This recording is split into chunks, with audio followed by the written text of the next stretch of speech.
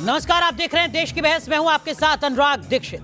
जिन बड़े मुद्दों में से एक बड़ा मुद्दा आपने आज चुना है, उसी पर आज हम देश की बहस कर रहे हैं। सबसे पहले आपको बता दें वो कौन सा मुद्दा है जिसको आपने चुना है आज देश की बहस के लिए। कोरोना की बेकाबू रफ्तार, देश कितना तैयार। 73% लोगों ने इस मुद्दे को चुना है और मुद्दे को चुनने की वजह बेहद साफ है।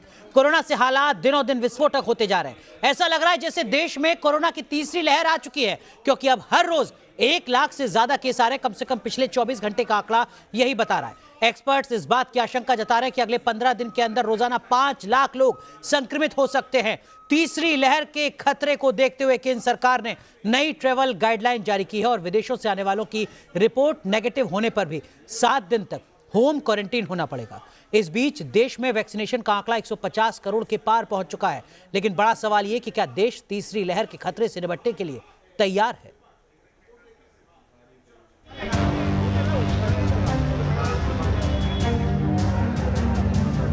कोरोना की बेकाबू रफ्तार, दिल्ली से मुंबई तक हाहाकार।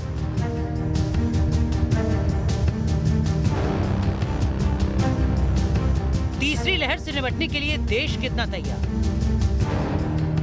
हमारे देश में भी इस नए वेरिएंट के कारण केसेस तेजी से बढ़ रहे हैं। इसलिए 150 करोड़ वैक्सीन डोज का यह सुरक्षा कवच हमारे लिए बहुत महत्वपूर्ण हो जाता है। 90% से ज्यादा लोगों को वैक्सीन की एक डोज लग चुकी है। देश में वैक्सीनेशन का आंकड़ा 150 करोड़ के पार पहुंच चुका है। बावजूद इसके कोरोना की तीसरी लहर लोगों पर कहर बनकर टूट रही है। बीते कुछ दिनों से जिस रफ्तार से देश में कोरोना के केस बढ़ रहे हैं, डेल्टा के साथ साथ ओमिक्रॉन पांव पसार रहा है, वो लोगों को डराने लगा है। 31 दिसंबर को देश में कोरोना का आंकड़ा 22,775 था, जबकि 6 जनवरी को केस बढ़कर 1,17,000 हो गए। यानी पिछले 7 दिन में 5 गुना से ज्यादा तेजी से संक्रमण फैला है। और यही वजह है कि दूसरी लहर वाली वो खौफनाक यादें फिर से लोगों के जहन में ताजा होने लगी, जिससे बीते साल अप्रैल मई के महीने में लोगों को 2-4 होना पड़ा था।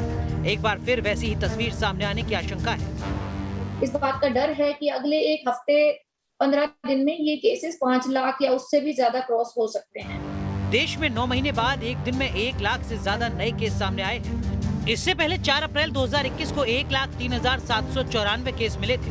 वहीं अब 6 जनवरी 2021 को 1,17,094 केस सामने आए। और सबसे बड़ी बात यह कि पहली लहर आने में 119 दिन का वक्त लगा था, दूसरी लहर आने में 45 दिन का, जबकि तीसरी लहर सिर्फ 11 दिन में आ गई। अगर इसी रफ्तार से ये आगे बढ़ा तो दूसरी लहर से भी ज्यादा भयावह हालात हो सकते हैं। कि अच्छी बात यह है कि हमारे वैक्सीनेशंस के नंबर बेटर हैं पहले से, तो मुझे लगता है कि थर्ड वेव अगर आता भी है तो वो इतना खतरनाक नहीं होगा, इतना बुरा नहीं होगा जितना कि सेकेंड वेव था। जिस ओमिक्रॉन को माइल्ड बताया जा रहा है, उसको लेकर खुद WHO चीफ टेड्रोस ने भी ये चेतावनी दी है कि ओमिक्रॉन जानलेवा है, इसे हल्के में ना लें। ऐसे में सावधानी ही कोरोना से बचाव का एकमात्र उपाय है। पीएम मोदी ने भी एक बार फिर से लोगों से इसी मंत्र को अपनाने के लिए कहा है। लड़ाई जितनी कठिन हो, अस्त्र शस्त्र उतने ही जरूरी हो जाते हैं। ऐसा नहीं है कि कोरोना की तीसरी लहर सिर्फ बड़े शहरों तक है, बल्कि अब छोटे शहरों और गांवों में भी तेजी से पांव पसार रहा है कोरोना। ऐसे में थोड़ी सी भी लापरवाही भारी पड़ सकती है, क्योंकि देश में जिस रफ्तार से लाख से ज्यादा केस सामने आने लगे हैं, वो कब 5 लाख और कब 10 लाख के आंकड़े में तब्दील हो जाएं, हो ही नहीं जानता। और इसी पर आज देश की बहस करेंगे कि कोरोना की बेकाबू रफ्तार के सामने देश कितना तैयार है। तो एक अहम सवाल जो आपको भी अपने नेताओं से, जनप्रतिनिधियों से पूछना चाहिए, वो ये कि क्या तीसरी लहर से निपटने के लिए हमारी तैयारी पूरी है? इसी सवाल पर आज देश की बहस है और इस मुद्दे पर आपकी राय भी आप साझा कर सकते हैं। न्यूज नेशन की वेबसाइट, न्यूज नेशन के मोबाइल ऐप, न्यूज नेशन के ट्विटर हैंडल के साथ साथ न्यूज नेशन के फेसबुक पेज पर जाकर भी आप अपनी राय साझा कर सकते हैं। आप अपनी राय और सवाल का वीडियो बनाकर हमें व्हाट्सएप कर सकते हैं, नंबर आपके टेलीविजन स्क्रीन पर। और इस मुद्दे पर बात करने के लिए हमारे साथ एक खास पैनल जुड़ेगा। हमारे साथ भारतीय जनता पार्टी के राष्ट्रीय प्रवक्ता आरपी सिंह साहब जुड़ चुके हैं और मेरे साथ जुड़ चुके हैं कांग्रेस पार्टी के राष्ट्रीय प्रवक्ता आलोक शर्मा साहब। बहुत बहुत स्वागत है आलोक जी आपका, आरपी सिंह साहब आपका। आरपी सिंह साहब, ये 1.5 घंटे की देश की बहस है और 1.5 घंटे जब तक हम इस कार्यक्रम को करेंगे, इस 1.5 घंटे में हमारे देश में 7,300 से ज्यादा लोग कोरोना पॉजिटिव हो चुके होंगे। हर एक मिनट में 80 से ज्यादा। हर नागरिक यही सवाल पूछ रहा है अपने अपने चुने हुए नेता से, क्या हमारी तैयारी पूरी है?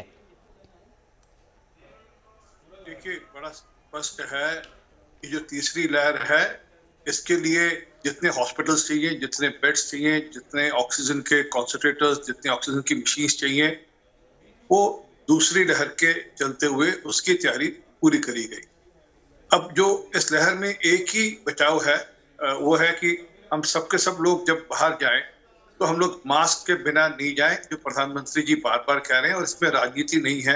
मैं चाहूंगा कि कोई भी पार्टी इसमें इसको राजनीतिक डिमेंशन से मत देखे।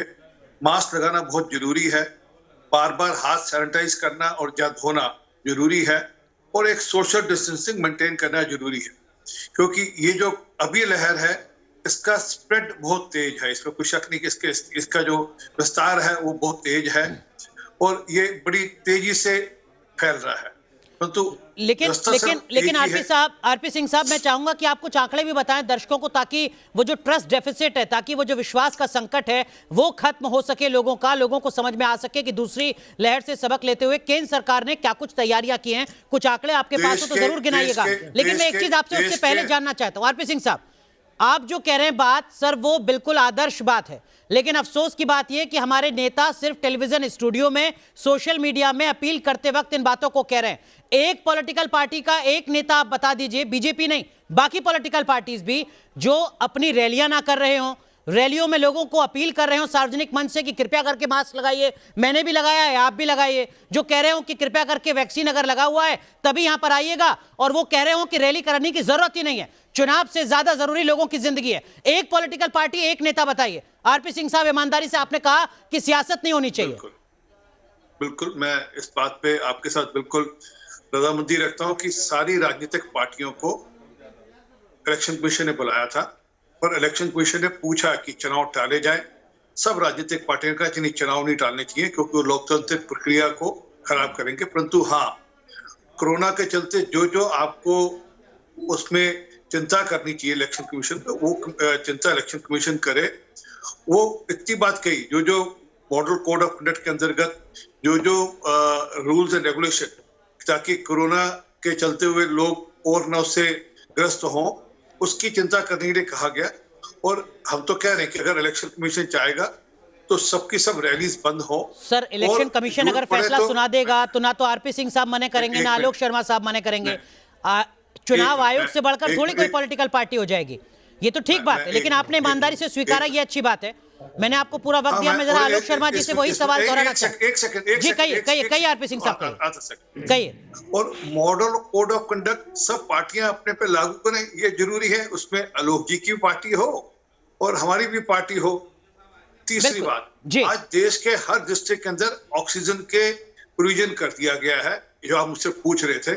ये आज चिंता की कि देश के हर डिस्ट्रिक्ट के अंदर अगर कोई ऑक्सीजन की दिक्कत हो तो उसकी चिंता अभी हो गई है। वहां पर जो ऑक्सीजन के मशीन लगनी है, वो ऑक्सीजन के जो मशीन चाहिए वो उनका प्रोविजन वहां कर दिया गया है। और सरकार ये भी राज्य की सरकारों से लगातार संपर्क बनाए हुए है और इसकी चिंता कर रही है कि किस प्रकार से जहां जितने बेड्स की जरूरत है उतने बेड्स का प्रोविजन भी किया जाए। ठीक है सर, लंबी चर्चा है। आरपी सिंह साहब, कुछ आंकड़े अगर आप जुटा सके तो जुटाइएगा, मैं लौटूंगा आपके पास। लेकिन आलोक शर्मा साहब, जो सवाल मैंने आरपी सिंह साहब से पूछा वही सीधा सवाल आपसे। उम्मीद है आप भी अपील करेंगे, यहां पर आप भी चिंता जाहिर करेंगे, लेकिन आपकी पार्टी के नेताओं की वो चिंता जमीन पर क्यों नहीं नजर आ रही? आप कह सकते हैं कि हमने देखे उत्तर प्रदेश में रैलियां रद्द कर दी हैं, मैराथन में भगदड़ मची, उसके बाद हमने मैराथन रद्द कर दी, लेकिन पंजाब को लेकर तो वो फैसला नहीं दिख रहा सर। पंजाब के मुख्यमंत्री तो आज भी बिना मास्क के घूम रहे हैं। ये हो सकता है कि वो पीएम के साथ ना हो, कोरोना का हवाला देते हुए। आलोक शर्मा साहब, क्या वाकई ईमानदारी है सियासतदानों में? देखिए, मुझे लगता है ईमानदारी होनी चाहिए, लेकिन ईमानदारी ऊपर से शुरू होती है। देश के प्रधानमंत्री के चारों तरफ 500 लोग होते हैं, सब मास्क में होते हैं। देश के प्रधानमंत्री मात्र अकेले बिना मास्क के होते हैं और फिर शाम को दिल्ली में आकर कहते हैं कि 2 मास्क है ज़रूरी और 2 गज दूरी। पिछली बार हेल्थ मिनिस्टर नप गए थे, हेल्थ मिनिस्टर पे सारी जिम्मेदारी डाल के और सरकार भाग के खड़ी हो गई। अभी कह रहे हैं साहब ऑक्सीजन की चिंता है, पिछली बार तो ऑक्सीजन की वजह से कोई डेथ ही नहीं हुई, फिर चिंता किस बात की कर रहे हैं। अभी सरकार की तरफ से एक कोऑर्डिनेशन कमेटी तक नहीं बनी है विभिन्न राज्यों के बीच में, जिसकी मांग बार बार कांग्रेस करती रही है। हम पूछना चाहते हैं भाई, इलेक्शन कमीशन गया, पॉलिटिकल पार्टी से मिल के आ गया, तो पॉलिटिकल पार्टीज अगर लिख के दे देती चुनाव नहीं होंगे तो क्या चुनाव नहीं होंगे? क्या इलेक्शन करवाना पॉलिटिकल पार्टीज के हाथ में है या पॉलिटिकल पार्टीज उनको रोक सकती हैं? इलेक्शन कमीशन भी दो मुहा काम कर रहा है। इलेक्शन कमीशन को चाहिए कि वो हेल्थ डिपार्टमेंट से बात करे, गवर्नमेंट से बात करे, सरकार से बात करे कि आपकी कितनी तैयारी है, कितनी तैयारी और चाहिए, हम कब चुनाव कराएं, कब चुनाव नहीं कराएं। और अगर इलेक्शन टालने का कोई काम है तो केंद्र की सरकार का है, कैबिनेट का है, संसद का है, राष्ट्रपति का है। क्या इलेक्शन कमीशन की सरकार के बगैर कहे चुनाव को टाल सकता है? लेकिन मुझे लगता है कि कहीं ना कहीं इस तरह की एक्सरसाइज की जा रही है। एक मिनट अनुराग भाई, जिनका कोई सर पैर नहीं है। दूसरी चीज, नीति आयोग ने एक मिनट भाई, नीति आयोग ने 3 महीने पहले कहा कि सेकंड वेव आएगी फरवरी के आसपास। क्या तैयारी है? अभी कोई प्रेस कॉन्फ्रेंस है किसी की? हेल्थ मिनिस्ट्री के कोई आंकड़े आ रहे हैं? कहीं पर कुछ नहीं। ओमिक्रॉन आ गया, दिल्ली में आज इतने मामले, आज 1 लाख से ज़्यादा मामले आ रहे हैं अगर हिंदुस्तान के अंदर, तो स्वाभाविक है कि वो पूरी तरह से महामारी का रूप ले चुका है। ठीक है, लेकिन हम जानना चाहते हैं कि पिछली बार तो जब पंचायत चुनाव के यूपी हाई कोर्ट ने मना भी किया, इन्होंने सुप्रीम कोर्ट जाके चुनाव कराए। जानने के साथ साथ थोड़ा बताइएगा भी सर, वास्तव में आलोक जी, जानने के साथ साथ आरपी सिंह साहब से थोड़ा बताइएगा भी, जो बातें आपने कही उसमें पहली बात जो आपने कही, आपने कहा कि देखिए ऊपर से शुरू होता है। क्या कांग्रेस पार्टी के राष्ट्रीय प्रवक्ता ये कह रहे हैं कि जो बात प्रधानमंत्री करेंगे कहेंगे वो कांग्रेस पार्टी के नेताओं के लिए आदर्श होगा? पहली बात आलोक जी, हाँ या ना में बताते रहिएगा सर। मैं आपसे जो आपने अब तक कहा है मैं वही आपसे समझ रहा हूँ। सबके लिए आदर्श है। ठीक है, मैं उत्तर दे रहा हूँ। प्रधानमंत्री तो कह रहे थे कि वैक्सीन भी लगवा लीजिए। प्रधानमंत्री तो पूरे देश के लिए हर तरह से, अरे भाई तो वैक्सीन तो लगवाई है ना, लेकिन वैक्सीन नहीं लगवाने का काम तो सरकार ने किया है। आज भी 60 करोड़ लोग ऐसे हैं जिनको वैक्सीन नहीं लगी है। सुप्रीम कोर्ट में इसी सरकार ने एफिडेविट दिया था 31 दिसंबर तक वैक्सीन लग जाएगी। आज भी हम बड़े देशों में 19वें नंबर पर हैं वैक्सीनेशन। अच्छी बात, आपने कहा प्रधानमंत्री कांग्रेस पार्टी के नेताओं के लिए भी आदर्श हैं। अच्छी बात है, ये आदर्श स्थिति दिखनी चाहिए। आरपी सिंह साहब, आपको धन्यवाद देना चाहिए। लेकिन आलोक जी, इसी से जुड़ा एक और सवाल, अगर आपके मुताबिक प्रधानमंत्री, मत मेरे मुंह में क्या कहा आपने? मैंने मुंह में शब्द मत रखिए मेरे में। मैंने कहा कि प्रधानमंत्री देश के प्रधानमंत्री हैं, बीजेपी के नहीं।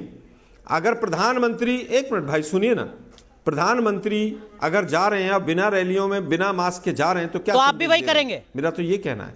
तो आप भी वही करेंगे? यही तो मैं आपसे पूछ रहा हूँ। प्रधानमंत्री आदर्श है कांग्रेस पार्टी के, अगर आपको लगता है कि प्रधानमंत्री सही नहीं कर रहे हैं तो आप भी सही नहीं करेंगे। हमने तो उत्तर प्रदेश में हमने रैलियां बंद की।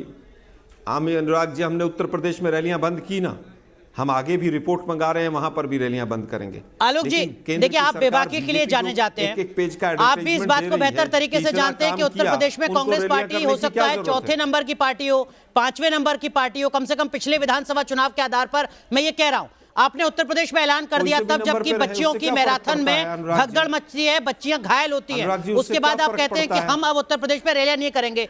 आलोक शर्मा, राष्ट्रीय प्रवक्ता कांग्रेस के, ऐलान करें कि हम पंजाब में रैली नहीं करेंगे, चन्नी साहब किसी भी सार्वजनिक कार्यक्रम में शामिल नहीं होंगे। एक तरफ कह दीजिए आप सर। आलोक जी ये बोलो, आप रैली उत्तराखंड में चुनाव लड़ने जा रहे हो, हरिद्वार में आपके पोस्टर लगे हुए हैं, आप बेतुका सवाल पूछ रहे हैं। आप रैली नहीं करोगे उत्तराखंड में? एक पॉलिटिकल पार्टी कैसे कह सकती है कि यहाँ नहीं करेंगे और वहाँ करेंगे? हम सर आप ही कह रहे हैं कि हमने उत्तर प्रदेश में रद्द कर दिया। मैं आपसे पूछ रहा हूँ कि पंजाब में क्यों नहीं कर रहे हैं? लागू नहीं होता इलेक्शन। अरे आलोक जी, उत्तर प्रदेश में क्यों रद्द किया आपने रैली, किस आधार पर? अनुराग जी, मैंने कहा ना कि बाकी राज्यों से हम, एक मिनट सुन लीजिए ना भाई, आप सवाल भी आप ही कर रहे हैं, उत्तर भी आप दे रहे हैं। मैं कह रहा हूं कि हम बाकी स्टेट से भी रिपोर्ट मंगा रहे हैं और वहां पर भी करेंगे, इसमें कहां आफत है? बीजेपी क्यों नहीं करती है इस बात का? ये आप भी जानते हैं कि जब बातों को घुमाना हो तो फिर रिपोर्ट मांग ली जाए। लेकिन मोदी साहब आज भी कैमरा लेकर ये आप भी जानते हैं, ये मैं भी जानता हूं आलोक जी, ये रॉकेट साइंस नहीं है कि अगर उत्तर प्रदेश में फैसला होता है तो पंजाब में रिपोर्ट मांगी जाएगी। अरे भाई, आज भी विपक्ष जितनी बेबाकी से आरपी सिंह साहब ने कहा कि पॉलिटिकल पार्टी ईमानदार नहीं है, उतनी ईमानदारी से आप कह सकते हैं कि हाँ हमारी पार्टी भी ईमानदार नहीं है। दिक्कत क्या है? आरपी सिंह साहब ने तो पहली लाइन में कहा, मैनेजमेंट इनसे इतना पूछिए, ये चुनाव लड़ने जा रहे हैं हरिद्वार से। ईमानदारी की क्या बात है इसमें? डिजास्टर मैनेजमेंट एक्ट लगा हुआ है। डिजास्टर मैनेजमेंट एक्ट लगने के बाद पावर्स किसके पास हैं? अगर केंद्र सरकार आज एक फार्मूला कर दे, एक चिट्ठी निकाल दे, तो पूरे देश में रैलियां बंद हो जाएंगी। आलोक जी, माफ कीजिए, नहीं हो जाएगी। आपका जो निकालता उत्तर केंद्र प्रदेश पर सरकार? लागू होता उनसे है, सवाल पूछने वो की हिम्मत तर्क आप नहीं है पंजाब आपको। पर क्यों नहीं लागू करते हैं, इसका जवाब आपके पास नहीं है। लेकिन अनुराग भदौरिया हमारे साथ जुड़ चुके हैं, समाजवादी पार्टी के प्रवक्ता हैं, और हमारे साथ डॉक्टर डीएस राणा साहब जुड़ चुके हैं। आप चेयरमैन हैं सर गंगाराम हॉस्पिटल के।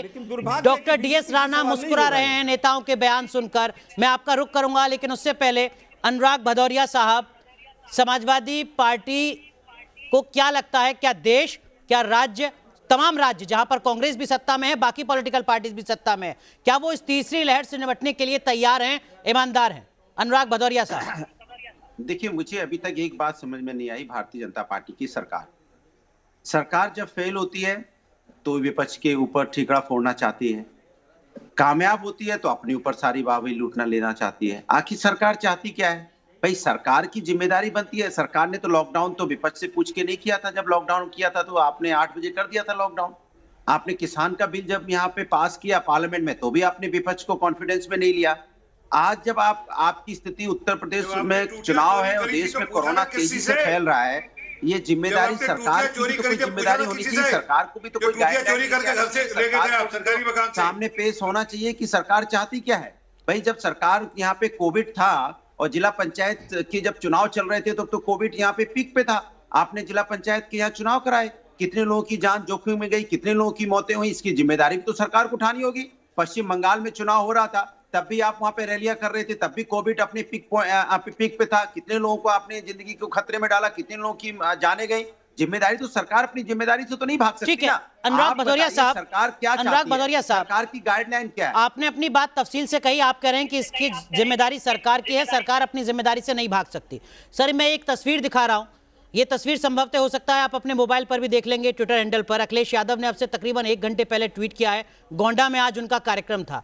इसमें जितने भी सैकड़ों लोग हैं, उनमें बमुश्किल कुछ ही लोग होंगे चुनिंदा जिनके मुंह पर मास्क है। और इसी से जुड़ी एक और तस्वीर है जो अखिलेश यादव ने ट्वीट की है, जिसमें 1 दर्जन लोग अखिलेश यादव के साथ खड़े हुए हैं। और अफसोस की बात यह कि किसी ने मास्क नहीं पहन रखा है। अखिलेश यादव के साथ साथ एक मासूम बच्चा भी खड़ा है इस फोटो में। मैं नहीं जानता वो कौन है, मास्क उसने भी नहीं लगा रखा है। समाजवादी पार्टी क्या गंभीर है कोरोना से लड़ने के लिए? देखिए, आपको हमारी फोटो तो आपने दिखा दी, आप जरा योगी जी की भी दिखा दीजिए। रैली की फोटो है, क्यों नहीं दिखाते आप दिखाइए ना। आपको आप अपनी फोटो पर जवाब दे दीजिए। योगी जी की फोटो पर आरपी सिंह साहब से पहले ही सवाल पे पूछ चुका हूं। प्रधानमंत्री जी रैली करने जा रहे हैं पंजाब, मुख्यमंत्री जी रैली कर रहे हैं उत्तर प्रदेश के अंदर में। मुख्यमंत्री की कोई जिम्मेदारी नहीं होती है। अनुराग भदौरिया साहब, आप तो सुलझे हुए नेता हैं सर, आप जानते हैं सवाल का जवाब सवाल नहीं होता। मुख्यमंत्री अनुराग भदौरिया, सवाल का जवाब सवाल नहीं होता, आप तो जानते हैं सर, सुलझे हुए नेता हैं। जवाब सवाल अखिलेश यादव की रैली, बिना मास्क के लोग, बिना मास्क के बच्चा, बिना मास्क के अखिलेश यादव।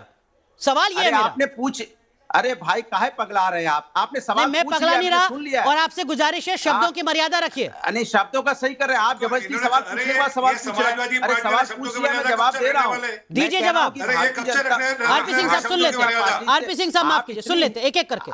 अनुराग भदौरिया साहब जवाब दीजिए। सुन तो लीजिए ना, आप हिम्मत दिखाइए भारतीय जनता पार्टी के मुख्यमंत्री से पूछने का, प्रधानमंत्री जी से पूछने का, मुख्यमंत्री के डिप्टी सीएम से पूछने का उत्तर प्रदेश के, कि क्यों रैली हो रहे हैं, क्यों गाइडलाइन आप नहीं बना रहे, क्यों आप नहीं यहाँ उत्तर प्रदेश के अंदर लोगों की जान खतरे में क्यों डाल रहे हैं, क्यों नहीं आप ऐसा सिस्टम बनाते हैं यहाँ पे, क्यों चुनाव की गाइडलाइन चुनाव आयोग से आप आग्रह करते कि यहाँ पे गाइडलाइन बना दी जाए, क्यों नहीं आप चाहते हैं? माने भारतीय जनता पार्टी रैली करती रहेगी, उस पर सवाल नहीं होगा। समाजवादी पार्टी सामाजिक अगर कोई काम करेगी, समाज में मिलने जाएगी, किसी के दुख सुख में अगर मिलने जाएगी, वहां लोग मिलने आएंगे तो उस पर सवाल उठेगा। लेकिन मुख्यमंत्री जी भाषण देंगे, रैली करेंगे, सवाल नहीं उठेगा। शायद आप देर से जुड़े तो इसलिए आप सवाल सुन नहीं पाए। इस डिबेट का पहला सवाल यही था जो मैंने आरपी सिंह साहब से पूछा था, और आरपी सिंह साहब ने माना कि पॉलिटिकल पार्टी ईमानदार नहीं है। यही सवाल आलोक शर्मा से भी मैंने पूछा, उन्होंने भी अपना जवाब दिया। और यही सवाल मैंने आपसे भी पूछा अखिलेश यादव के फोटो के साथ। तो मैं यही आपसे जवाब दे रहा हूं कि उत्तर प्रदेश के अंदर में मुख्यमंत्री उत्तर प्रदेश के घूम घूम के रैली कर रहे हैं। उनकी जिम्मेदारी बनती है कि यहाँ पे गाइडलाइन लेके आए। गाइडलाइन लाने के लिए किसने बोला है? भाई किसी ने मना किया क्या? किसी ने रोका आपको गाइडलाइन बनाने के तो लिए? मतलब या जो चुनाव योगी आयोग की आदित्यनाथ करेंगे वही अखिलेश यादव करेंगे, उन्हीं के रास्ते पर चलेंगे? कमाल कह रहे हैं आप लोग भी, कमाल के माने हर सवाल तो पूछा जाएगा किससे? माने जो भी आपसे सवाल होगा, सवाल पूछा जाएगा विपक्ष से। अरे आप जवाब दीजिए ना सर। ये सवाल आलोक जी से भी पूछा मैंने कि क्या मोदी जी उनके लिए आदर्श हैं, क्या योगी जी आपके लिए आदर्श हैं?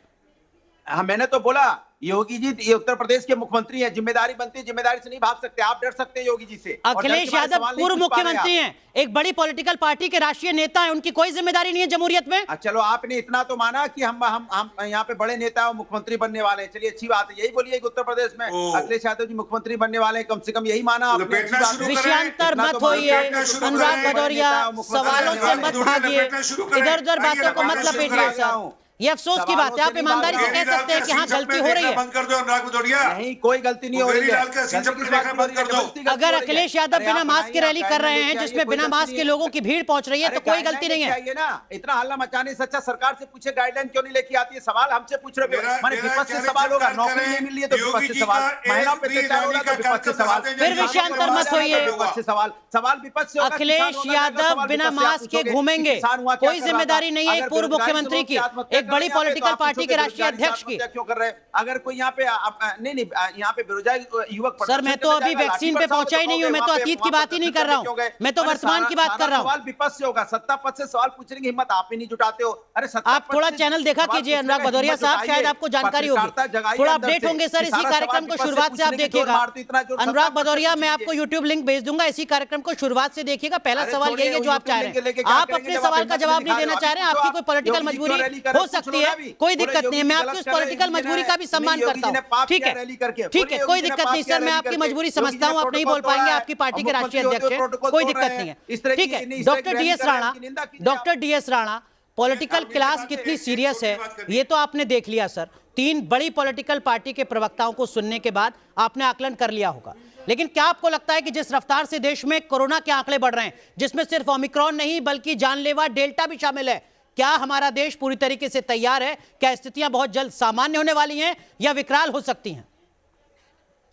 देखो अभी तो जो ओमिक्रॉन है बड़ी तेजी से फैल रहा है, सब आप देख रहे हैं कि सुमानी की तरह आ रहा है और दिन प्रतिदिन बहुत तेजी से फैल रहा है। और हो सकता है जैसे आंकड़े बता रहे हैं कि 3 हफ्ते तक जो काफ़ी पीक में आ सकता है। हालांकि ये केस ज़्यादा सीरियस नहीं है इस बार, पर अभी कहना मुश्किल है। पर मान लो केस इतने ज़्यादा हो जाते हैं लाखों में और उसके 0.5% या 1% पेशेंट को भी आईसीयू की जरूरत पड़ेगी, तो हमारी जो इंफ्रास्ट्रक्चर फैसिलिटी है उस पर भारी पड़ेगा वो। इसलिए बड़ा ज़रूरी है कि इसका जो संक्रमण है उसको रोकना बड़ा ज़रूरी है जी, ताकि कम से कम हो। और उसके लिए चाहे रैली पॉलिटिकल हो, चाहे सोशल हैं या किसी भी टाइप की रैलीज हैं या स्कूल हैं, वो सुपर स्प्रेडर होते हैं, वहाँ से जल्दी फैलेगा आग की तरह। तो इसलिए ये सारी रिक्वेस्ट कर रहे हैं और सब लोगों को पता होना चाहिए कि जो सबसे बड़ी ढाल है वो पहली और सबसे बड़ी वो मास्क है, ताकि वायरस आपके अंदर एंटर नहीं हो सके। वैक्सीनेशन तो जब सेकंड ढाल है, जब वायरस एंटर हो जाएगा तो वैक्सीन कितनी फाइट कर पाएगी कितनी नहीं फाइट कर पाएगी। एटलीस्ट N95 पहना होगा तो 95% तो आपको बचाव होगा जी। वैक्सीन फ्री होगी तो आपका 80% ही बचाव होगा, अंडर होगी आगे तक, फिर भी चांस होंगे। अब लोग आजकल क्वेश्चन कर रहे हैं कि हमें तो 2 दफा वैक्सीन लगी है, 1 दफा। बिल्कुल, मैं उस पर भी आऊंगा, मैं सर उस पर भी आऊंगा, जुड़ूंगा एक बार फिर आपके साथ। हमारे साथ जयपुर से एक दर्शक जुड़ रहे हैं, अक्षिता जी। अक्षिता पूछिए अपना सवाल। हेलो जी नमस्ते सर, मैं ये सवाल पूछना चाहती हूँ कि पॉलिटिकल जो पार्टीज ने क्या तैयारी करी है कोरोना को लेकर, कि जिस तरीके से हमने सेकेंड वेव जो है उसको देखा और अभी थर्ड वेव, चूंकि राजस्थान में तो सर स्थिति ये है कि जो यहाँ के जो सीएम है, माननीय मुख्यमंत्री साहब है, उनको दूसरी बार जो है वो कोरोना हो गया है। तो ऐसी स्थिति में जहाँ पर आज ही की रिपोर्ट है कि केवल राजस्थान में 58 जांचें ही हो रही हैं और इन जांचों को बढ़ाया जाना चाहिए, ऐसी स्थिति में गवर्नमेंट की जिम्मेदारी क्या है और सरकार जो है वो किस तरीके से तीसरी लहर जो है उसके लिए काम कर रही है, क्योंकि अभी तो जो है स्थिति बिल्कुल भी स्पष्ट नहीं है सर। अभी जिस तरीके से पॉलिटिकल पार्टीज जो है वो मतलब अपने व्याख्यान दे रही है, क्योंकि मुझे लगता है कि एक राज्य जो होता है वो जनता का प्रतिनिधित्व करता है और उसके लिए जो राज्य का नेता होता है ना, वही जिम्मेदार होता है। ठीक है, बिल्कुल वैलिड पॉइंट आप कह रही हैं। बहुत बहुत शुक्रिया अक्षिता अपना सवाल पूछने के लिए। आरपी सिंह साहब, केंद्र के स्तर पर कुछ भरोसा सर, क्योंकि देखिए दिल्ली में अब वीकेंड लॉकडाउन लगा है। वीकेंड लॉकडाउन का मतलब यह है कि 2 दिन दिल्ली में दुकानें बंद रहेंगी। दिल्ली अगर 1 दिन के लिए बंद रहती है तो तकरीबन 700 से 800 करोड़ रुपए का नुकसान होता है दिल्ली वालों को, जो प्रति व्यक्ति लगभग 500 रुपए बैठता है। और दूसरी लहर में पहले नाइट कर्फ्यू, फिर वीकेंड लॉकडाउन और फिर उसके बाद कंप्लीट लॉकडाउन, और फिर हमने देखा कि अकेले दिल्ली से तकरीबन 13 लाख लोगों का पलायन। ये पूरे देश की स्थिति थी, एक भरोसे का संकट है यहाँ पर। तैयार है क्या देश वाकई केंद्र सरकार के स्तर पर? आप ये भरोसा दे सकते हैं उस पार्टी के प्रवक्ता के तौर पर? मैं कुछ जानकारी आपको देता हूँ। देश में लगभग 20 लाख बेड इस समय कोरोना के लिए हॉस्पिटल बेड है। मेरे पास डेटा है जो कि कहता है कि देश के अंदर लगभग 1 लाख आईसीयू बेड हैं, 1 लाख आईसीयू बेड हैं और 50,000 वेंटिलेटर बेड्स हैं इस समय जी। और सरकार ने अपनी तरफ से वेंटिलेटर मशीन, मैंने कहा ऑक्सीजन की चिंता सरकार ने ऑलरेडी डिस्ट्रिक्ट वाइज कर ली है, परंतु एक निवेदन है कि हेल्थ ये जो हेल्थ है वो स्टेट सब्जेक्ट है। थोड़ा उसकी चिंता स्टेट वाले जितना अग्रेसिवली करेंगे उतना अच्छा रहेगा। सर आधे राज्यों में तो आप हैं, आधे से ज्यादा में, वहां भी आप ही को करनी है। जहाँ हम हैं हम करेंगे, सुनिश्चित करेंगे, परंतु जहाँ बाकी है वो भी करें। तो कह रहे अगर हमारी की कमी का हम उसको ठीक करेंगे, परंतु ये ना हो कि पिछली बार की तरह यहाँ से मशीनें जाएं और वो मशीनों का उपयोग ना हो, मशीनें खराब पड़ी रहे। मशीनें ऑलरेडी हैं। मेरा निवेदन है, वो बेशक मेरी राज्य की सरकारें हैं, बेशक वो कांग्रेस की है, वो बेशक अन्य पार्टियों की राज्य की सरकारें हैं, कृपा कर जो सरकार ने सुविधा दी है वो जरा एक बार उसको दुरुस्त कर ले, उसको चेक कर ले कि वो सबकी सब मशीनें ठीक है नहीं है। मैं एक उदाहरण आपको निजी दे रहा हूँ। मैंने सेकंड वेव के दौरान कोरोना के ये जो ऑक्सीजन कॉन्सेंट्रेटर नीचे बांटे थे, अभी मैंने सबको फोन कर पूछा, चेक कर लो भैया कि ठीक है या नहीं है, या हमें उसकी चिंता करनी है, तो उसका एक लाभ मिलेगा। नहीं तो क्या होगा, बाद में जब जरूरत होगी उस समय मशीन नहीं चलेगी। इसी प्रकार राज्य सरकारों से निवेदन है कि कृपा कर अपने यहाँ जो मशीनें सेंटर ने दी हैं उसको एक बार चेक कर लें।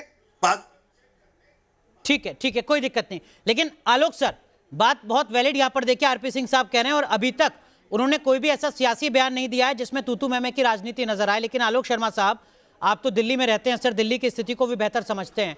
दिल्ली में जितने ऑक्सीजन बेड हैं वो बहुत तेजी से लगातार बढ़ते जा रहे हैं। 124 मरीज थे आंकड़ों के मुताबिक 3 जनवरी को दिल्ली में ऑक्सीजन पर, फिर वो बढ़ते हैं, वो पहुंच जाते हैं 800 के आसपास, फिर वो 1100 के आसपास, फिर वो 1200 के आसपास। जिस रफ्तार से देश की राजधानी दिल्ली में भी आंकड़े सामने आ रहे हैं, ये माना जा सकता है कि पूरे देश का हाल कमोवेश वैसा ही है। जिन राज्यों में कांग्रेस पार्टी भी सत्ता में है, चाहे वो राजस्थान हो, छत्तीसगढ़ हो, पंजाब हो, बाकी राज्य हो, महाराष्ट्र हो, एक बड़ा वहां पर आंकड़ा सामने आ रहा है। क्या आपको लगता है कि उतनी ईमानदारी, उतनी गंभीरता दिख पा रही है कांग्रेस रूल्ड स्टेट में भी? ईमानदार जवाब।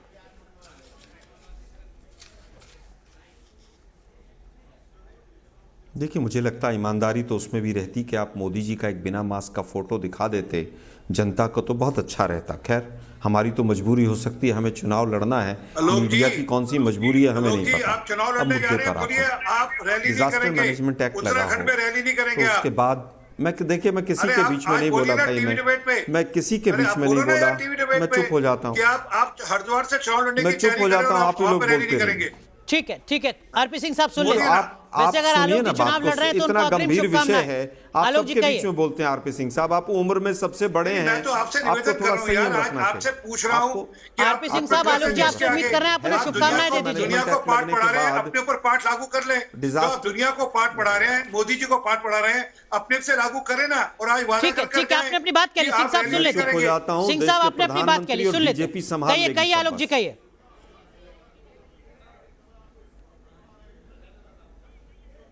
जब 1 लाख बेड और 50,000 बेड और सब है तो क्यों इतना घबरा रहे हैं भाई, क्यों चिंता कर रहे हैं इतना? अभी तक तो पिछले आंकड़े नहीं पता कि कितने ऑक्सीजन से लोग मरे। सुप्रीम कोर्ट में आप लिख के देते हैं कि ऑक्सीजन से कोई आदमी नहीं मरा। मुझे लगता है थोड़ा धैर्य से, संयम से चलिए। कहाँ से आप बेतुकी बातें करते हैं? कहाँ से आप अरे कहाँ से ढूंढ लाते हैं आप? आप कह रहे थे लोकसभा में, लोकसभा में आपने सदन में बोला है, सुनिए भी बात, आप सुनते नहीं है ना। तो डिजास्टर मैनेजमेंट एक्ट का मतलब क्या है? मुझे केवल एक बात बता दीजिए, पीएम केयर्स फंड का पैसा, पीएम केयर्स सुन तो लीजिए ना, आप सबके बीच में बोलते हैं, इसीलिए देश का बेड़ा गर्क कर दिया बीजेपी ने। परिवार में सुनिए जरा, राहुल गांधी ने कर दिया। सर सुनिए ना भाई, की मौत नहीं हुई, जरा बता दीजिए। सुप्रीम कोर्ट में आके 10 एफिडेविट। भदौरिया साहब मैं आऊंगा आपके पास, भदौरिया साहब फिर आऊंगा आपके पास सर। साहब रोक लीजिए ना इनको, फिर शांत कर लीजिए। भदौरिया साहब मैं आऊंगा आपके पास, फिर गर्मा गर्म चर्चा करेंगे। की झूठ बोलते हैं भारतीय जनता पार्टी के नेता। भदौरिया साहब मैं आऊंगा आपके पास। सदन में आलोक जी, आलोक मैं चुप हो जाता किसी हूं। की आलोक मौत जी नहीं हुई कहिए। तो आप तो कुछ भी कह दोगे। आलोक जी आपसे कोई कहिए। फर्क नहीं मैं चुप हो पड़ता, जाता हूं। लाखों लोगों की मौतें हो जाएगी हिंदुस्तानियों क्या। अनुराग भदौरिया मैं आऊंगा आपके पास। आलोक जी अपनी बात कंप्लीट नहीं, कीजिए। इनसे पूछे कैसे कह देते हैं ऐसी बातें। कोई पाकिस्तानी थोड़े थे जिन लोगों की मौतें हुई है, हमारे आपके भाई बहन थे जिनकी मौतें हुई है, और आप इतनी बेशर्मी से, बेदर्दी से बोल देते हो कि एक व्यक्ति की मौत नहीं हुई। इतना काला झूठ, और पूरे सर हिंदुस्तान ये तो के कहा ही सामने नहीं आरपी जो सिंह इतना साहब ने। काला झूठ बोल सकते हो, ये वो कुछ आरपी भी सिंह बोल साहब ने सकते हैं। नहीं कहा इस चर्चा में। अनुराग जी सुन लेते हैं, एक एक साहब ने नहीं बोला, इनकी पार्टी ने बोला है। ठीक है, और लोकसभा में खड़े होकर बोला है। ठीक है, आलोक जी, अनुराग भदौरिया माफ कीजिए, आपकी आवाज कम करनी होगी। आरपी सिंह साहब माफ कीजिए, मैं आऊंगा आपके पास। आलोक जी आप अपनी बात कंप्लीट कर लीजिए।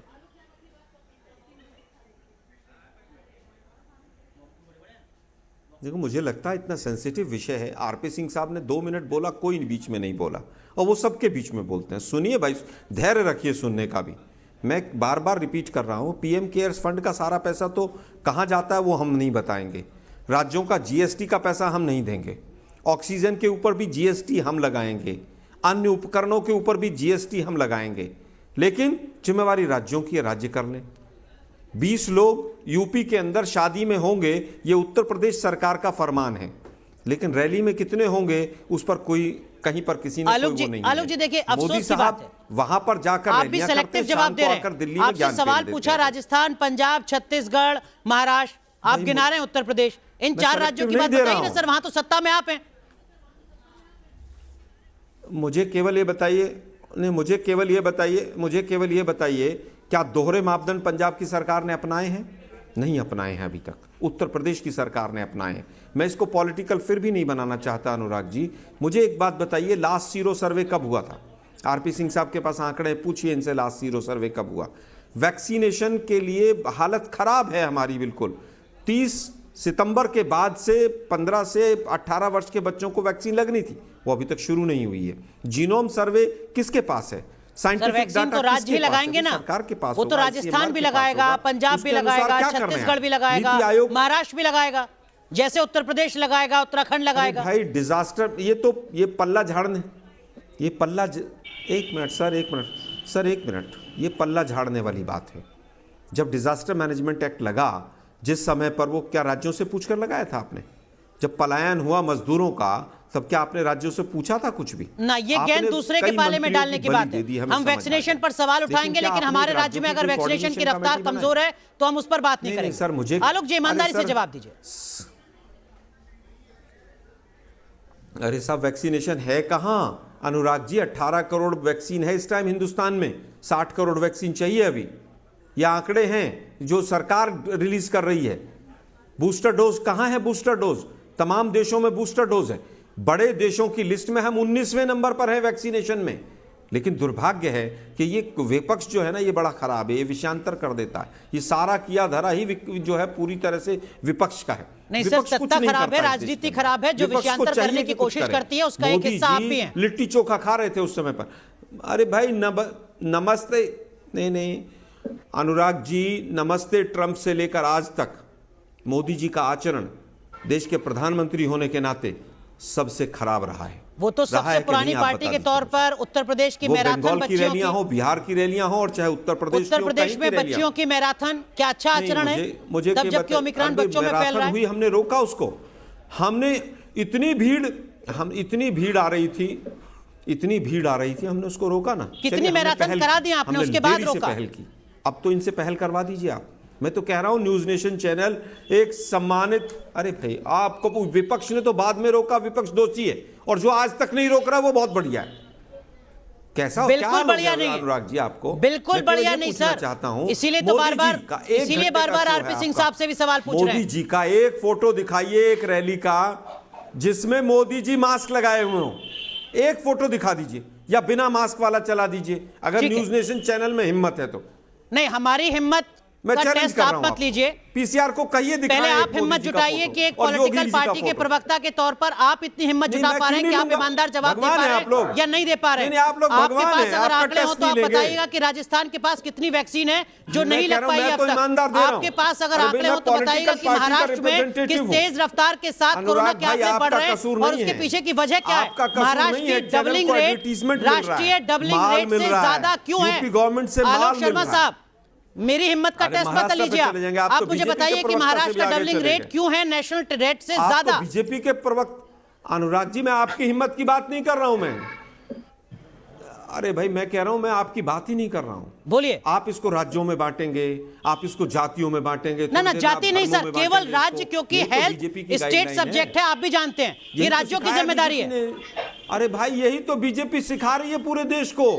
क्या नहीं है? आप क्या मैं एक गलत फोटो बोल रहा दिखा हूं? दीजिए मोदी जी का, के देखिए मोदी जी क्या गलत कर मैं रहे हैं, गलत इनको बोल मास्क रहा हूं? लगाना मुझे चाहिए। गलत सिखाया है मैं चैलेंज कर रहा बीजेपी हूं, ने। एक घंटे का शो। क्या हेल्थ मैं वेट स्टेट कर रहा हूं। सब्जेक्ट नहीं है? मैं इंतजार क्या स्वास्थ्य करूंगा। राज्यों की जिम्मेदारी नहीं है? आप दुरुस्त कर दीजिए सर मुझे। करूंगा कि न्यूज नेशन मोदी जी का आप एक फोटो मुझे दिखाए तुरंत दुरुस्त कर कि दीजिए मोदी जो आप बात मैंने लिखें कही और अगर वो एंकर गलत कहे है। कि क्या मोदी हेल्थ जी स्टेट को सब्जेक्ट मास्क नहीं लगाना है? चाहिए। क्या हेल्थ राज्यों की आप एक जिम्मेदारी बार नहीं कह है? दीजिए मुझे, मैं आपके हर सवाल का जवाब दूंगा भाई। ना, ऐसे अगर आप बोलिए बोलिए। डिजास्टर मैनेजमेंट एक्ट लगने के बाद हेल्थ नहीं है, हेल्थ यूनियन सब्जेक्ट है इस समय पर, हेल्थ यूनियन सब्जेक्ट है। अगर मेडिकल कॉलेज की अप्रूवल है तो सेंटर देता है। अगर ऑक्सीजन के सिलेंडर्स, नाइट्रोजन के सिलेंडर्स को ऑक्सीजन में कन्वर्ट करना है तो सेंटर करता है। अगर ऑक्सीजन के प्लांट लगाने हैं तो सेंटर लगाएगा। इस समय अगर किसी राज्य में 144 लगनी है, अगर किसी राज्य में नाइट कर्फ्यू लगना है, अगर किसी राज्य में वीकेंड लॉकडाउन लगना है तो कौन लगाएगा? केंद्र सरकार, राज्य सरकार? वो एक मिनट मैं बता दीजिए सर। मैं बताता हूं। डिजास्टर मैनेजमेंट एक्ट लगने के बाद 144 लगाने का अधिकार भी सेंटर के पास रहता है, लेकिन सेंटर ने जब देखा कि हालात हमसे तो संभल नहीं रहे तो राज्यों पे डाल दो। राज्यों ने क्या किया? अब किसके ऊपर डला हुआ है? चलिए आप ही बता दीजिए, अब किसके ऊपर डला हुआ है? राज्यों के ऊपर या केंद्र के ऊपर? मौजूदा स्थिति क्या है? अगर कहीं नाइट कर्फ्यू लग रहा है तो वो केंद्र सरकार अधिसूचना जारी कर रही है या राज्य सरकार, जिलाधिकारी? अनुराग जी, ये डिबेट राज्य सरकार कर रही है। राज्य सरकार कर रही है ना सर, वही तो मैं आपसे कह रहा हूं। करना चाहिए, वही मैं आपसे कह रहा हूं। डॉक्टर राहुल भार्गव हमारे साथ जुड़ चुके हैं। नई जैकेट पहन के लॉकडाउन लगा दिया पूरे देश में। चलिए डिले नहीं करते सर। जो तथ्यात्मक बात है सिर्फ वही करते हैं। लेकिन दुर्भाग्य है हेल्थ स्टेट मोदी साहब सब्जेक्ट अब गायब हैं। सख्त कदम उठाने की जिम्मेदारी राज्यों की। इस बात पर आप भी टिके, अच्छी बात है। मैं बिल्कुल पूरी तरह से ठीक है। आलोक जी माफ कीजिए, मैं आपको रोक रहा हूं। डॉक्टर राहुल भार्गव साहब हमारे साथ जुड़ चुके हैं। डॉक्टर राहुल भार्गव साहब, आपने सुना तमाम नेताओं को। मैं अनुराग भदौरिया साहब का भी रुख करूंगा, हमारे साथ बीजेपी के प्रवक्ता भी जुड़ेंगे। लेकिन क्या इस देश की पॉलिटिकल क्लास, सारी पॉलिटिकल पार्टीज ईमानदार हैं, गंभीर हैं कोरोना के खतरे को कम करने के लिए? डॉक्टर राहुल भार्गव। अनुराग जी, अगर कॉमन आदमी की बात आप सुनना चाहते हैं, जो आम आदमी बात करता है, जो भीड़ का पार्ट नहीं है, उन रैलीज का पार्ट नहीं है, तो सच्चाई यह है कि पॉलिटिकल पार्टी स्वार्थ की राजनीति करती है, आम जनता की राजनीति नहीं करती। आपने अस्पताल बंद कर दिए, एम्स की ओपीडी बंद कर दी, जेपी ट्रॉमा सेंटर बंद कर दिया, स्कूल बंद कर दिए, बट रैली बंद नहीं हुई। वाह विडंबना देखिए। 2 साल में कोरोना की मास्क की बात करते रहे, 2 गज दूरी रोज एयरटेल के मोबाइल पे सुनाते रहे, पर जब रैली की बात आई तो एक भी राजनेता ने, वो प्राइम मिनिस्टर हो या विपक्ष का कोई भी बड़ा लीडर हो, उसने अपने अनुयायियों को ये नहीं बोला कि मास्क पहन लेना। ट्रेन में चढ़ने के लिए आपको कोविड सर्टिफिकेट चाहिए, मॉल में जाने के लिए सर्टिफिकेट चाहिए, बट रैली में जाने के लिए वैक्सीनेशन स्टेटस नहीं चाहिए। वाह, ये विडंबना है इस देश की, क्योंकि we are in the process of permanent electioneering. हमें सिर्फ एक ही चीज से देश में मतलब है अनुराग जी, वो इलेक्शन, इलेक्शन और इलेक्शन। क्या पॉलिटिकल पार्टी, क्या कांग्रेस, क्या बीजेपी, किसी ने भी, एक ने भी बोला कि मास्क पहनिए? बंगाल में 75% केसेस बढ़ गए। पंजाब, उत्तर प्रदेश के पंचायत इलेक्शन में 1600 टीचर्स की जान चली गई। उनकी जान कीमती नहीं थी, पंचायत इलेक्शन जीतना जरूरी था, वेस्ट बंगाल का इलेक्शन जीतना जरूरी था। 10,000 लोग एम्स की ओपीडी में रोज आते हैं, आपने ओपीडी बंद कर दी, उसका कौन खामियाजा भुगतेगा? जेपी ट्रॉमा सेंटर से आज फोन आया कि एएमएल का बच्चा है हमारा हस्बैंड, कोटा से पैसा नहीं है, इलाज कहां कराएं, क्योंकि एम्स कह रहा है कि कोविड के चलते इलाज नहीं होगा। तो रैली के लिए आपके पास समय है, रैली के लिए आपके पास जनता है, रैली के लिए आपके पास प्रशासन है, पर आपके लिए सुशासन जब आती है स्कूल की, कॉलेजेस की और हॉस्पिटल की, तो आपके पास एक ही उत्तर है, बंद कर दीजिए। 2 साल से स्कूल बंद कर रखे हैं आपने। कब से आपके बूस्टर की बात चल रही थी? अक्टूबर, आप याद करिए 8 मई को अनुराग जी आप ही के चैनल पे दिखाया गया था, नीति आयोग ने कहा था कि बच्चों की तीसरी वेव आएगी। मई में बोला, अगस्त में बोला, सितंबर में बोला, और वैक्सीनेशन कब चालू हुई बच्चों की? 3 जनवरी को। क्या ऐसी प्रेसिंग नीड थी कि हम बच्चों की वैक्सीन पहले नहीं दे पाए और स्कूल खोल पाए, जब पूरे विश्व ने अप्रैल से अपना स्कूल खोलना स्टार्ट कर दिया? हमारे देश में आपको पता है सोशल वायलेंस बढ़ता जा रहा है बच्चों के स्कूल की वजह से, मेंटल ट्रॉमा बढ़ता जा रहा है उन बच्चों का। उनकी किसी को चिंता नहीं है, चिंता हमें इलेक्शन की है, वो वेस्ट बंगाल हो, उत्तर प्रदेश हो, उत्तराखंड हो। डॉक्टर भार्गव, सुनो, पब्लिक की बात सुनो। डॉक्टर भार्गव, माफ कीजिए आपको रोक रहा हूं, बहुत वैलिड पॉइंट आपने कहा। अनुराग भदौरिया साहब, आपने सुना डॉक्टर राहुल भार्गव को, अक्रॉस पॉलिटिकल पार्टी उन्होंने बेबाकी से अपनी नाराजगी जाहिर की है। ये अलग बात है कि वो एक मेडिकल एक्सपर्ट हैं, वो एक आम भारतीय के तौर पर बोल रहे हैं, नागरिक के तौर पर बोल रहे हैं। आपको लगता है कि अब हालात ऐसे आ चुके हैं कि तमाम राजनीतिक दलों को पहल करनी होगी, दूसरे ने पहल नहीं की है, इसका मतलब हम भी शांत बैठे रहें, ये नहीं चल पाएगा? अनुराग भदौरिया साहब, देखिए, मुझे एक चीज अभी भी समझ में नहीं आती, आपकी डिबेट का मुझे कुछ समझ में नहीं आ रहा है कि आप किस डायरेक्शन में ले जाना चाहते हैं। ये लोकतंत्र है देश में, और लोकतंत्र में चुनी हुई जो सरकार होती है वो कानून बनाती है, वो गाइडलाइन जारी करती है, विपक्ष नहीं करता है। आप हर चीज विपक्ष से पूछ रहे हैं। सवाल ये है, अरे सवाल सरकार से पूछिए कि आपने अभी तक क्यों नहीं, जैसे अभी डॉक्टर साहब कह रहे थे कि 1600 लोगों की उत्तर प्रदेश में जिला पंचायत के चुनाव में उनकी जान गई, किसकी नाकामी से गई? ये सवाल पूछिए आप। क्यों नहीं उसमें उत्तर प्रदेश में चुनाव रोका गया? समाजवादी पार्टी ने कहा था कि चुनाव रोक दीजिए, तो वहां पे समाजवादी की पार्टी क्यों नहीं पार्टी की बात क्यों नहीं सुनी गई? उसमें समाजवादी पार्टी की बात सुन लेते, आप यहाँ पे पंचायत के चुनाव रोक देते तो 1600 लोगों की जान नहीं जाती ना। 1600 लोगों की जान की कोई कीमत नहीं है। जितनी गंभीरता के साथ पंचायत चुनाव के दौरान समाजवादी पार्टी ने कहा कि चुनाव टाल दीजिए, उतनी गंभीरता के साथ जब चुनाव आयोग की टीम लखनऊ पहुंची, तब समाजवादी पार्टी ने क्यों नहीं कहा कि विधानसभा चुनाव टाल दीजिए? लीडर ने मास्क पहना था क्या? अनुराग जी, आपके लीडर ने इंजेक्शन लगाया, टीका लगवाया? अब मैं अपनी बात के हो गया, मुझे बोलने दीजिए। हो गया सवाल, हो गया, मुझे बोलने दीजिए। देखिए, सवाल मैंने क्या बोला आपसे कि भारतीय जनता पार्टी इतनी माने उसको अपने सुविधा अनुसार अपनी बातें करती है। लगातार सभी कह रहे हैं कि कोविड का प्रकोप आ रहा है, कोविड आने वाला है, कोविड आने वाला है, कोविड आने वाला है, कोविड आ रहा है। उसके बावजूद भी गाइडलाइन नहीं बनाई। अभी तक क्यों नहीं गाइडलाइन बनाई भाई? रात को 8 बजे। अरे अनुराग भदौरिया साहब, चुनाव आयोग की टीम जब लखनऊ पहुंची आप लोगों से मिलने, तमाम पॉलिटिकल पार्टी से मिलने, कोई एक पॉलिटिकल पार्टी तो सुझाव दे देती ना कि साहब यूपी में आंकड़ा बढ़ रहा है कोरोना का, 1 महीने के लिए चुनाव टाल दीजिए, पीक गुजर जाएगी, फिर कर लीजिएगा चुनाव। आंकड़ा कौन देगा प्रभु? आंकड़ा विपक्ष देगी क्या? आंकड़ा सरकार बताएगी कितने आंकड़े? आपने आंकड़े दिए? 24 घंटे में उत्तर प्रदेश में कितने कोरोना के केस आए हैं, ये उत्तर प्रदेश में हर कोई जानता है सर, आप भी जानते हैं। अरे पत्रकारिता सुन तो लीजिए, आपकी पत्रकारिता पे मुझे शर्म आ रही है। ये 2 दिन से आंकड़े आने 3 दिन से शुरू हुए, उसके पहले आंकड़े कब आए हैं? क्या आंकड़े आए हैं बताइए? जिस दिन लखनऊ में इलेक्शन कमीशन की टीम पहुंची थी, समाजवादी पार्टी के प्रवक्ता को नहीं पता था यूपी में कोरोना के कितने केस हैं? अरे आप बहस मत कीजिए, बताइए 10 दिन। अरे आप बताइए ना, आपने मेरी पत्रकारिता पे सवाल खड़ा किया। चुनाव आयोग की टीम जिस दिन लखनऊ में थी, क्या समाजवादी पार्टी के प्रवक्ता को ये नहीं पता था कि यूपी में कोरोना के केस कितने हैं? डर के मारे पत्रकारिता करो। आपको नहीं पता था क्या? अगर ऐसा है तो ये आपके लिए शर्म की बात है।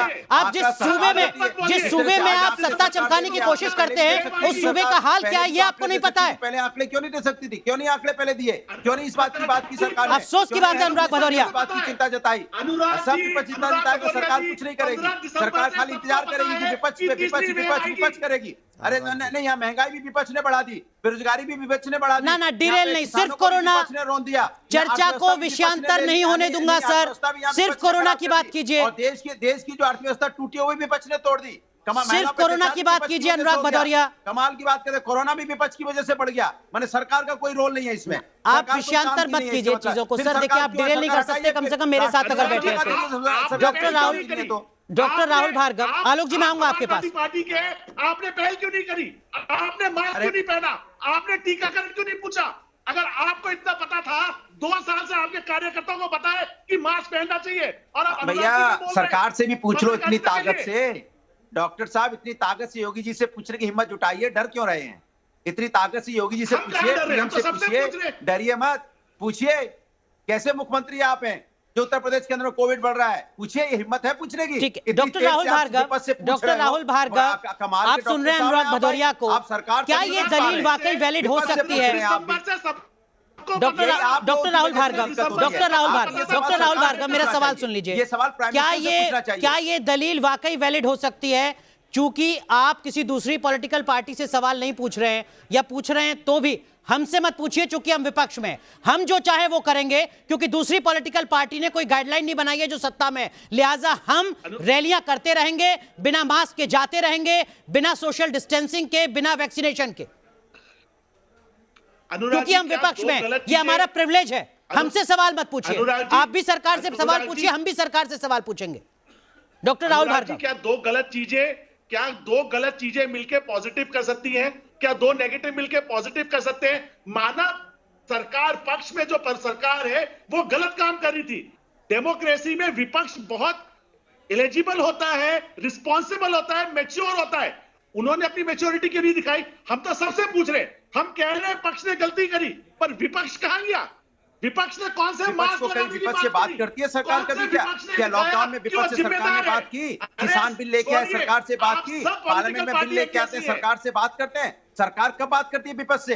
सर्वदलीय मीटिंग कब बुलाती है? कभी नहीं बुलाती है। यही तो कह रहा हूं कि लोकतंत्र की हत्या उत्तर प्रदेश के अंदर में, देश के अंदर भारतीय जनता पार्टी बेहतर तरीके से जानते हैं सर। आप सियासतदान हैं, आप पॉलिटिशियन हैं, राज की तरह से चला रही है आपकी ट्रेनिंग इस तरीके से होती है, चाहे वो किसी भी पॉलिटिकल पार्टी का। विपक्ष को कॉन्फिडेंस में नहीं ले रही है सरकार। सर, चुनाव आयोग ने तो बैठाया था ना आपको। विपक्ष को उतना ही अनुराग भदौरिया, बिल्कुल नहीं, चुनाव आयोग ने तो बैठाया था। सरकार के पास जितनी ताकत ठीक है, ठीक है, माफ कीजिए डॉक्टर राहुल भार्गव, माफ कीजिए, आपको भी रोक रहा हूँ। अनुराग भदौरिया, माफ कीजिए, आपको भी रोक रहा हूँ।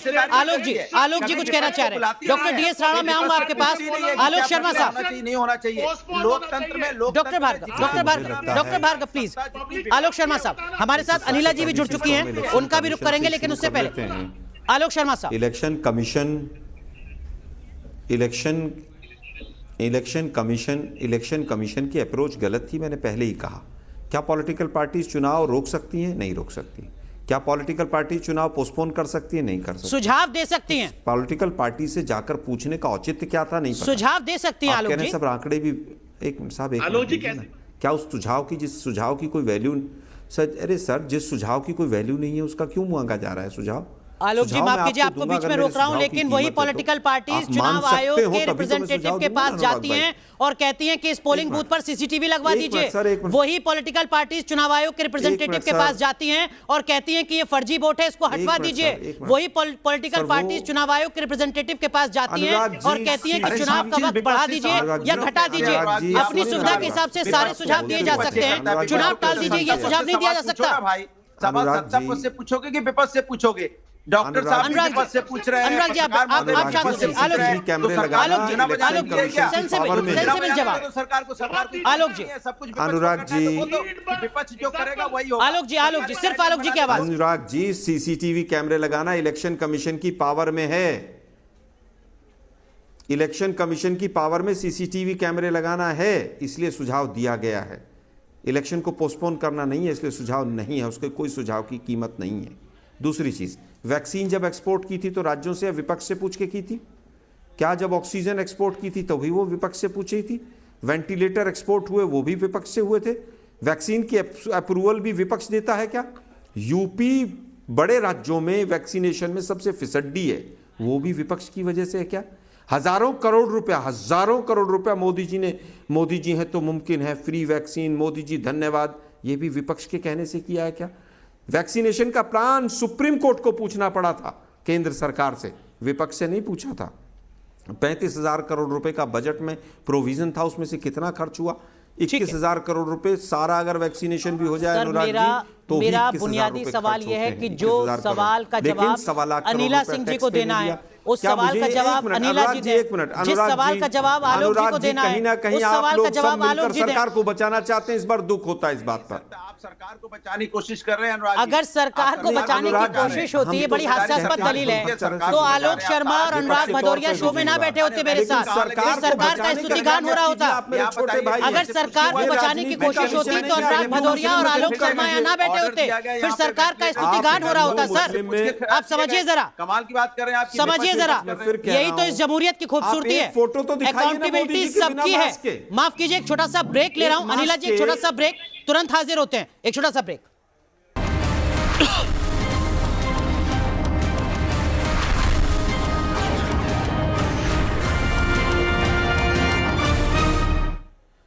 तो क्या वाकई देश तैयार है कोरोना की तीसरी लहर से निपटने के लिए? एक खास पैनल हमारे साथ लगातार बना हुआ है, उस पैनल का रुख करेंगे, लेकिन उससे पहले एक दर्शक की एंट्री। नेहा मणि आर्या हमारे साथ हैं गोरखपुर से। जी नेहा, पूछिए अपना सवाल। देखिए, मैं विपक्ष से ये कहना चाहती हूँ कि जब हमारी सरकार डोज लगा रही थी, उस समय इन्होंने स्टार्टिंग में ही अफवाह फैलाना शुरू कर दिया था कि ये भाजपा की वैक्सीन है, इससे ये नुकसान हो रहा है, इससे ये नुकसान हो रहा है, इसे ना लगाए लो। उसकी वजह से कई लोगों ने उस अफवाह को ध्यान में रखते हुए वैक्सीन नहीं लगवाई थी। अब आज जब वैक्सीन लगाने की अब बातें आ रही हैं, तो ये लोग कह रहे हैं कि क्यों नहीं वैक्सीन लगी है, क्यों नहीं वैक्सीन लगी। आखिर अपनी गलती क्यों नहीं मानते हैं ये लोग? रैलियां अगर दूसरे लोग कर रहे हैं।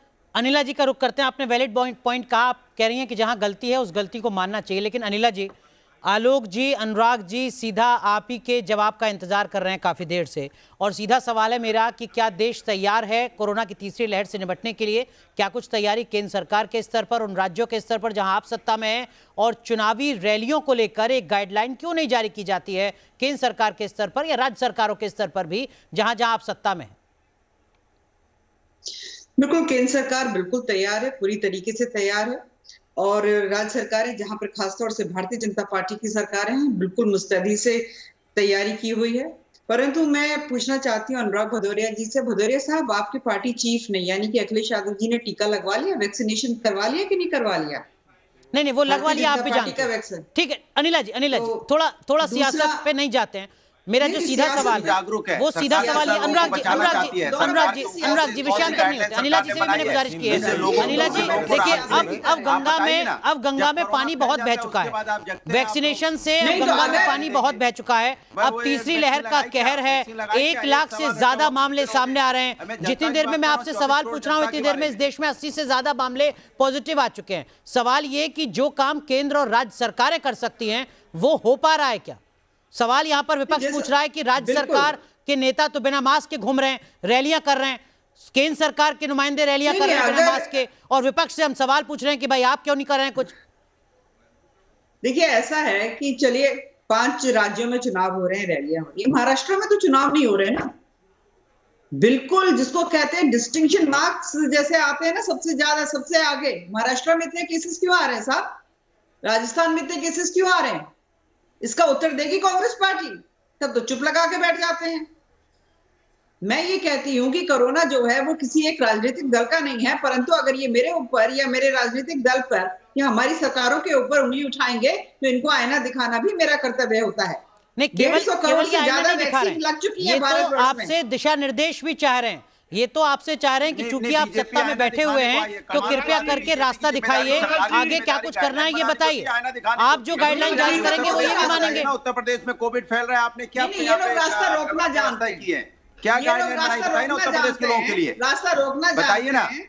दूसरे में तो महाराष्ट्र भाग जाते हैं, राजस्थान भाग जाते हैं, उत्तर प्रदेश के बारे में बताओ ना। उत्तर प्रदेश में सरकार आपकी है, योगी जी ने क्या गाइडलाइन बनाई है यहाँ पे लोगों को बचाने के लिए? कैसे लोग यहाँ बचेंगे, कैसे लोगों को सुविधाएं मिलेगी, कैसी क्या व्यवस्था की है, क्या गाइडलाइन बनाई है बताइए ना। नहीं, मैं बता देती हूँ। एक जवाब आपके पास नहीं है। रोना शुरू कर दो। बुरी तरीके से हार रहे हैं, रोना शुरू कर दो। 150 करोड़ से ज्यादा जो है वैक्सीन लग चुके हैं।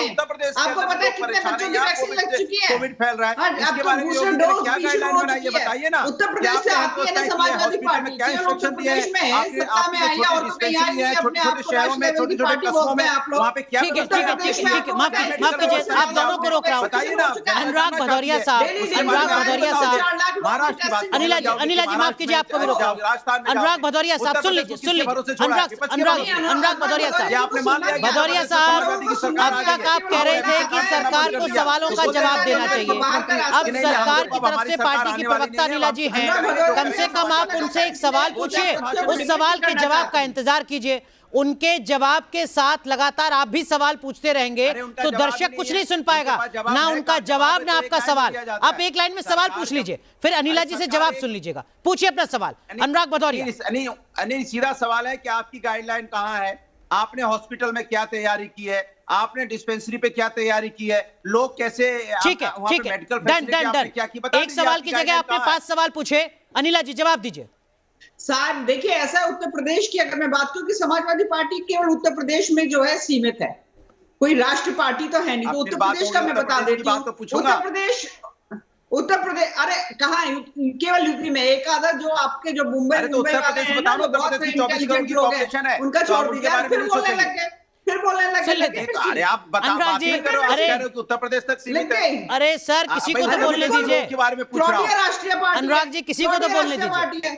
21 करोड़ से ज्यादा जो है यहाँ पे वैक्सीन हो चुकी है, यहाँ पे अस्पताल से मैं कह रहा हूँ क्या तैयारी की, कोविड बढ़ रहा है, 21 करोड़ जिनको वैक्सीन लगी है उनको भी कोविड हो रहा है, ये आप क्यों भूल रही हैं? जिनको जो वैक्सीनेटेड है उनको भी कोविड हो रहा है, उनको कैसे दिखाओगे इसके बारे में बताइए आप। रटी बातें बोलने से नहीं चलेगा। अरे जिनको वैक्सीन लगी है उनको भी कोविड हो रहा है, ये आप मानने की कोशिश क्यों नहीं, ये समझने की कोशिश क्यों नहीं कर रहे हैं? यही तो मैं आपसे पूछ रहा हूँ।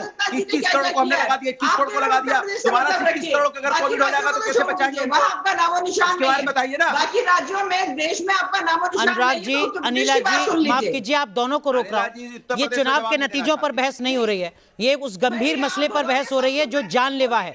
डॉक्टर राहुल भार्गव आप कुछ कहना चाह रहे हैं, मैं आपका रुख करूंगा, लेकिन उससे पहले वाराणसी से आनंद कृष्ण सिन्हा साहब हमारे साथ जुड़ रहे हैं, एक दर्शक। आनंद जी संक्षेप में अपना सवाल पूछिए। क्या सवाल, किससे सवाल? मेरा सवाल सभी राजनीतिक दलों से है। ये दल जो आपस में इस तरह से लड़ रहे हैं जैसे कल इलेक्शन होगा, परसों वोटों की गिनती हो जाएगी, जबकि इस समय स्थिति ये है कि रोज दिन दोगुने दर से ये इन्फेक्शन बढ़ रहा है। और कोरोना के इस प्रभाव को रोकने के लिए सारे दलों का एक मत से कि जनहित में यही होना चाहिए, ठीक है, कि वो लोगों को ये समझाने में कामयाब हो कि कैसे कोरोना गाइडलाइन का वो पालन करें। एक का गाइडलाइन है तो दूसरा उस गाइडलाइन को क्रिटिसाइज ना करे, उसका प्रचार प्रसार करे, लोगों को समझाए। बहुत बहुत शुक्रिया अपनी बात रखने के लिए अनिला जी। लेकिन यहाँ पर तो विपक्ष कह रहा है कि भैया कम से कम कोई गाइडलाइन ला तो दो, इंतजार कब तक करें हम गाइडलाइन लाने का? नहीं गाइडलाइंस नहीं पता है क्या? नहीं पता कि कोरोना प्रोटोकॉल क्या होता है? इतने नासमझ हैं, कौन से प्लेनेट से आए हुए हैं? कोरोना प्रोटोकॉल ज्यादा जरूरत है पर अगर ये फॉलो करना चाहते हैं, देखिए फिर से बोलना शुरू कर दिया, क्योंकि प्रवक्ता बंधु को फ्रॉडिया राष्ट्रवादी पार्टी को फ्रॉडिया पार्टी को ये पता है कि मैं अभी गिनाना शुरू करूंगी कि योगी आदित्यनाथ जी ने क्या क्या काम कर लिया है, क्या क्या तैयारी कर ली है, इनको पता है, इसलिए लगातार मुझे हैकल कर रहे हैं ये। अनुराग जी सुन लीजिए, अनिला जी आप अपनी बात करिए, वक्त कम है। अस्पतालों से लेकर, ऑक्सीजन से लेकर, दवाइयों से लेकर, टेस्ट कराने वाली लैब से लेकर, टेस्टिंग किट से लेकर सारी तैयारी है। इतनी देर से ठीक है, वो बता रहे हैं कि सारी तैयारी है। डॉक्टर भार्गव आप कुछ कहना चाह रहे हैं? समय कम है डॉक्टर भार्गव, बहुत संक्षेप में 30 सेकंड। डॉक्टर भार्गव। अनिला जी मेरा आपसे स्पष्ट सवाल है, आपके से स्पष्ट सवाल है कि क्या आपकी रैली में मास्क पहना था सब लोगों ने? क्या आपके राजनेताओं ने मास्क पहना था? सबसे ज्यादा पॉपुलर राजनेता है, क्या आपने वैक्सीनेशन स्टेटस पूछा था? अगर पूछा था तो बाकी विपक्ष खराब है, पक्ष सही है। आप तीनों पॉलिटिकल पार्टियों ने वही गलती करी। अब केसेस बढ़ रहे हैं, सिर्फ हॉस्पिटलाइजेशन मत देखिए, इकोनॉमिक लॉस देखिए, सेंटिमेंट्स देखिए। आप सिर्फ ये क्यों भूल जाते हैं कि ये इलेक्शन नहीं है, लोगों की जान के साथ। अनिला जी ईमानदार जवाब दीजिएगा डॉक्टर राहुल भार्गव के सवाल का, लेकिन उससे पहले तो नंबर बढ़े। आलोक शर्मा साहब फाइनल कमेंट आलोक शर्मा साहब 30 सेकंड।